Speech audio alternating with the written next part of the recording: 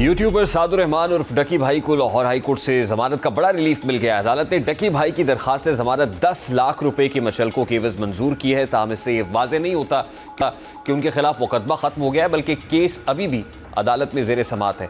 ये हकीकत मीडिया और कानूनी हलकों में इस केस की हसासियत को बढ़ा देती है, क्योंकि अवामी सतह पर डकी भाई पर जो इल्ज़ामात लगे हैं वो न सिर्फ कानूनी बल्कि समाजी एतबार से भी संगीन नौयत के हैं। डकी भाई पर इल्ज़ाम था कि उन्होंने मुतअद्दिद जुए और बेटिंग ऐप्स की तशहीर अपने यूट्यूब चैनल के ज़रिए की। FIR में कहा गया है कि वो एक ऐप के लिए बतौर कंट्री मैनेजर भी काम कर रहे थे। मुकदमे के सिलसिले में उनके अकाउंट से हासिल होने वाली 27 वीडियोस के लिंक्स भी शामिल किए गए हैं, जिनमें से कई अब मौजूद नहीं है, लेकिन ये मवाद अदालती तहकीकात के लिए अहम शवाहिद के तौर पर इस्तेमाल हुआ। अवाम की जानिब से लगाया गया दावा यह है कि डकी भाई की तशहीर के बाइस आम अफराद ने अपनी मेहनत की कमाई इन ऐप्स में लगाई और माली नुकसान उठाया, जिससे मामले की संजीदगी मजीद बढ़ जाती है। इस केस की कानूनी बुनियादें भी पेचीदा हैं। डकी भाई पर इलेक्ट्रॉनिक जराइम की रोकथाम के कानून 2016 की दफ़ात, जिनमें इलेक्ट्रॉनिक जालसाजी, फ्रॉड, इसी तरह जैसी दफ़ात शामिल है। इसके अलावा पाकिस्तान पीनल कोड की दफ़ात B294 और 420 के तहत भी मुकदमा दर्ज किया गया।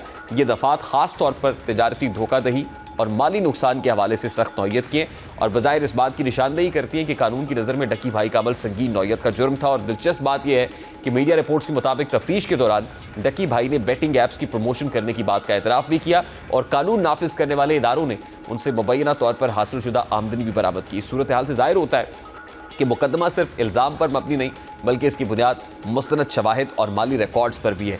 जमानत मिलने के बाद डकी भाई को फौरी तौर पर रिहा कर दिया गया है, लेकिन मुकदमे की समाअत जारी है और आइंदा अदालत के फैसले पर अवामी और कानूनी हलकों की नज़रें यकीनन मरकूज़ है। इस केस का समाजी और कानूनी असर ऑनलाइन इन्फ्लुएंसर्स के लिए ये एक इंतबाह है कि बैटिंग और जुआ जैसी सरगर्मियों की प्रमोशन कानूनी तौर पर संगीन नताइज ला सकती है, जबकि डकी भाई की जमानत मिलने के बावजूद अदालती कार्रवाई और तहकीकात जारी रहेंगी, जो इस केस के इख्तिताम तक शफाफियत और कानूनी मयार को बरकरार रखने के लिए ज़रूरी है। वक्त अपने इख्तिताम को पहुँचा, आपसे मुलाकात होगी इंशाअल्लाह कल। अपना रखिए ख्याल।